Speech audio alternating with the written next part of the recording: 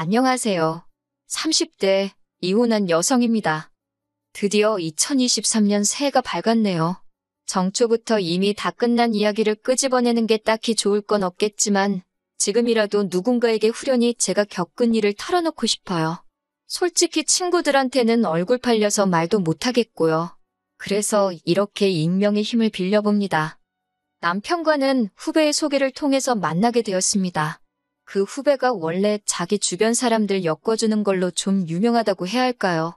아무튼 그 후배가 하루는 연락을 해와서는 자기 아는 선배 중에 저랑 정말 잘 어울릴 것 같은 사람이 있다며 뜬금없이 저에게 소개팅을 해주고 싶다고 하더라고요. 사실 제가 원래 소개팅을 좋아하는 사람은 아닌데 그 무렵에 주변에서 연애하느냐, 시집 안 갈 거냐 그런 소리를 너무 듣고 있어서 스트레스가 이만저만이 아니었거든요. 그래서 겸사겸사 남편과 소개팅을 하게 되었지요. 남편에 대한 첫인상은 사람이 순해 보인다는 거였어요. 웃는 모습이 서글서글하니 사람 좋아 보인다는 게 이런 거구나 싶대요. 이후로도 남편과는 몇 차례 더 만났는데 그때마다 시간 가는 줄 모르고 즐거운 한때를 보냈어요. 그렇다 보니 금세 연인 사이가 되었고 나아가 부부의 연을 맺게 되기까지 그다지 오랜 시간이 걸리지 않았습니다. 하지만 결혼식을 올리고 얼마 지나지 않았을 때였어요. 하루는 아버님께서 저희에게 할 이야기가 있으시다며 저녁 약속을 잡자고 하시더라고요. 평소에 미리미리 계획을 세우신다던가 그런 성격이 아니셨기에 좀 의아하단 생각은 들었지만 알겠다 했네요. 그리고 당일날이 되어서야 저와 남편 둘 다 깜짝 놀랄 상황을 맞닥뜨리고 말았습니다. 아버님 옆자리에 꽤 젊어 보이는 여자분이 앉아 계셨거든요. 어디서 본 것 같다 싶어서 계속 기억을 더듬어 보니 저희 결혼식에 오셔서 계속 아버님 곁에 머무시던 분이셨어요. 그때도 어렴풋이 아버님한테 여자친구라도 있으신가 보다 생각은 했지만 이후로 별 이야기가 없었기에 저도 굳이 얘기를 꺼낸 적은 없었지요. 그런데 그분이 아버님과 함께 나와 계셨으니 직감적으로 오늘 저녁 식사가 그냥 저녁 식사가 아니구나 싶더라고요.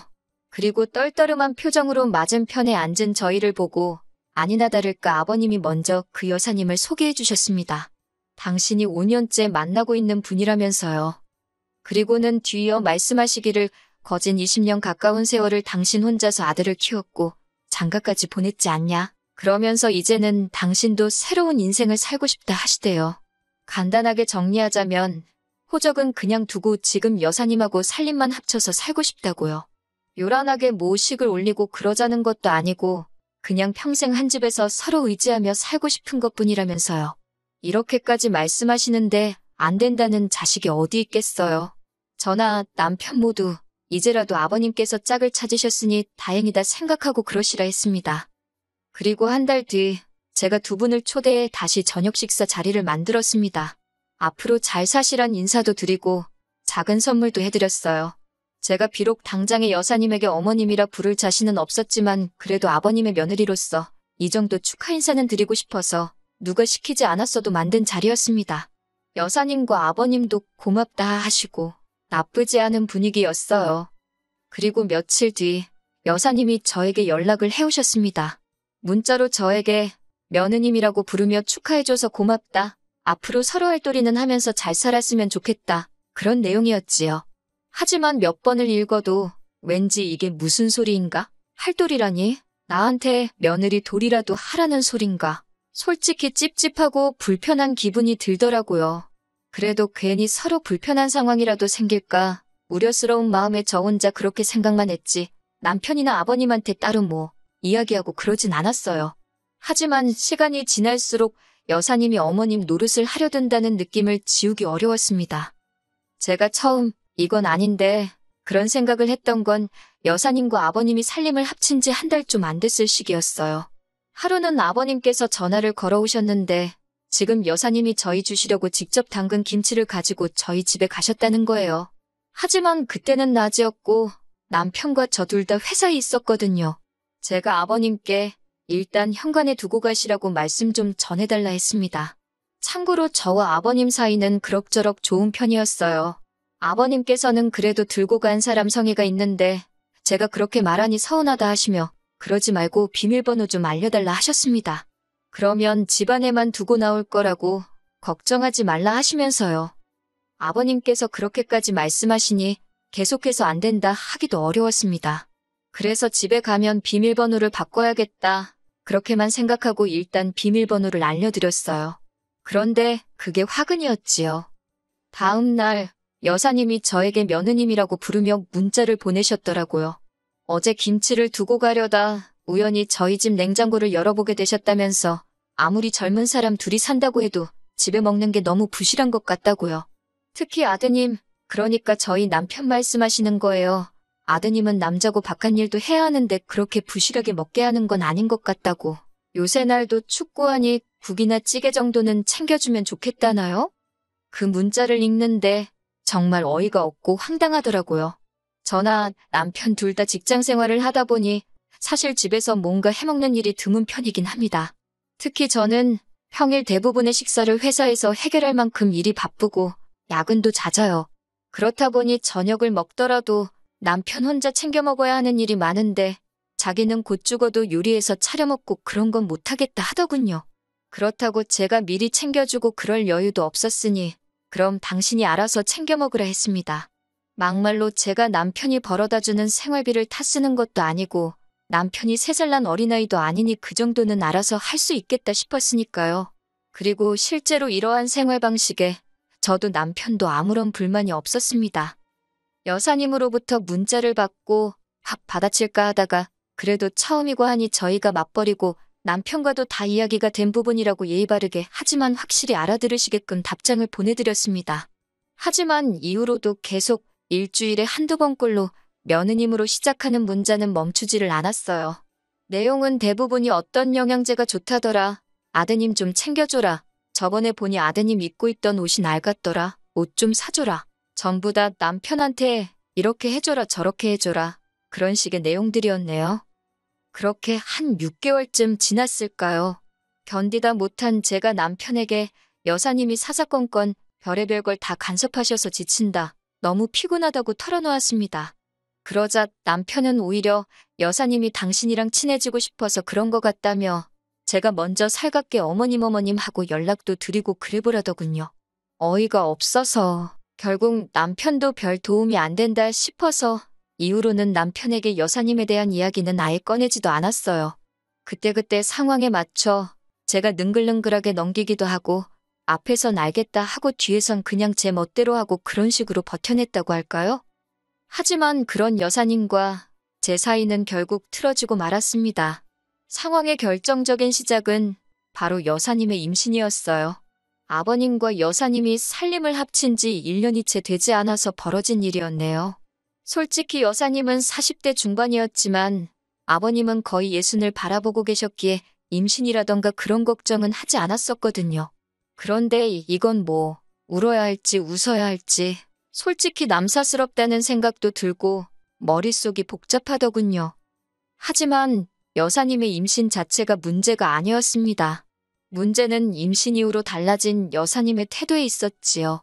태어날 아이의 출생신고도 그렇고 여러 가지의 편의를 위하여 아버님은 여사님과 혼인신고를 하셨습니다. 솔직히 혼인신고 자체도 저나 남편에게는 부담스러운 일이었어요. 그런데 더 부담스럽고 불편했던 건 여사님이 어머님이라 불리기를 원하셨다는 거예요. 당신은 어머님으로 그리고 앞으로 태어날 아이는 아가씨든 도련님이든 맞는 호칭으로 불러달라 하시대요. 제가 이상한 건지 남편을 낳아주신 분도 키워주신 분도 아닌데 어머님 소리라니 가당치도 않다고 느꼈고 그것도 부족해서 아가씨는 뭐고 도련님은 뭔지 여러 가지로 껄끄럽고 그렇더라고요. 하지만 여사님의 요구는 거기서 끝이 아니었습니다. 여사님이 임신을 하고 얼마 지나지 않아 저는 저대로 회사를 관둬야만 했어요. 남편이나 저 역시 아이를 가지려고 준비를 하면서 제가 건강검진을 받게 되었는데 뜻하지 않은 소식을 듣게 되었거든요. 면역력이 떨어져 있는 것도 문제였고 무엇보다도 갑상선 쪽에 이상이 보여서 당분간 무조건적인 안정을 취하라는 의사의 소견이 있었습니다. 잘 다니던 회사를 갑자기 관두려니 아쉽기는 했지만 앞으로 갖게 될 우리 아이를 위해서라도 쉬어가는 편이 좋겠다 싶어 어려운 결정을 내렸네요. 그런데 제가 직장을 관뒀다는 소식을 들은 여사님과 아버님께서 뜬금없이 합가를 요구해 오셨습니다. 말이 좋아 합가지 같이 살면서 여사님 뒤치다꺼리를 해달라는 속셈이셨지요. 저는 무조건 싫다고 못한다 했습니다. 그랬더니 여사님이 한다는 소리가 자기가 진짜 시어머니였어도 이렇게 나왔겠냐면서 이게 다 제가 당신을 무시해서 그렇다는 거예요. 제가 억지 쓰지 마시라고 제 건강도 안 좋아서 다니던 회사도 관둔 마당에 제가 지금 무슨 정신으로 여사님 임신수발을 들겠냐 따지니 급기야 아버님까지 동원해서 저를 천하의 나쁜 액수로 만드시더군요.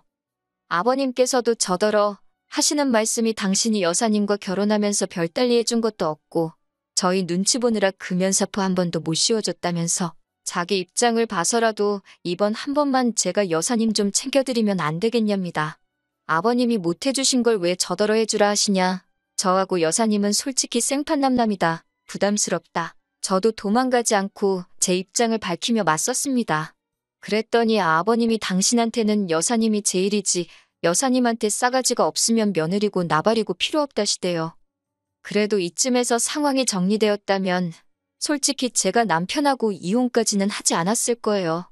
그런데 제가 하소연한답시고 남편을 붙들고 여사님과 그리고 아버님과 있었던 이야기를 하니 인간이 한다는 소리가 어차피 여사님 뱃속에 있는 애가 태어나면 그게 아가씨건 도련님이건 저보다 윗사람인 건 맞는데 그렇게 생각하면 어쨌든 서열상 저보다 높으니까 그렇게 기분 나쁠 일은 아니지 않냐대요. 제가 황당해서 남편을 쳐다보니 원래 며느리가 그 집안 서열 제일 꼴찌 아니냐면서 여사님에 대해서 그냥 인정하고 받아들이라나요. 아버님이 선택하신 분인데 제가 그분 비위 거슬러서 좋을 게 뭐가 있냐고. 제가 너무 화가 나서 남편더러 당신은 나하고 여사님하고 둘 중 한 명만 골라야 된다면 누구냐고 따지니까 한다는 소리가 여사님은 자기 동생을 낳아주실 분이라며 여사님이나 저나 자기한테는 소중한 가족이래요. 그러면서도 피는 물보다 진하다잖아. 그러는데 그제서야 저도 망치로 뒤통수를 한 대 맞은 듯 느낌이 딱 오더라고요. 여자고 남자고 누구 하나 태어나면 저쪽은 한 가족이랍시고 똘똘 뭉치고 나만 서럽고 고달픈 신세가 되겠구나 싶은 거요.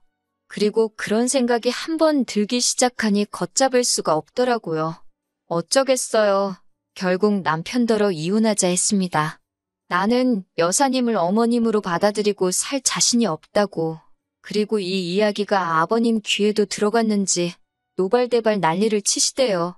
제가 뭔데요 어머님으로 받아들이고 어쩌고 하느냐고요. 결국 제가 아버님께도 서로 선만 지키고 살면 이럴 일이 없었을 텐데 두 분이 먼저 도가 지나치셨다고 말씀드렸지요. 그 여사님이란 분은 뭐 당연히 이혼할 테면 하란식이셨고요. 그런데 1년이 지난 지금 이 이야기를 왜 하느냐고요. 그게 며칠 전에 남편으로부터 소식을 들었는데 여사님이 낳은 애가 아버님 애가 아닌가 봐요. 생긴 게 달라도 너무 달라서 유전자 검사를 해봤다나요. 저더러 어쩌면 좋겠냐는데 뭐 해줄 말이 없대요. 그리고 그 연락을 받은 이후로 저는 연락처를 바꿔버렸습니다. 더 이상 그 집구석 일에 신경 쓰기도 싫고 알고 싶지도 않더라고요. 새해인 만큼 새롭고 좋은 일만 가득하기를 바랄 뿐입니다.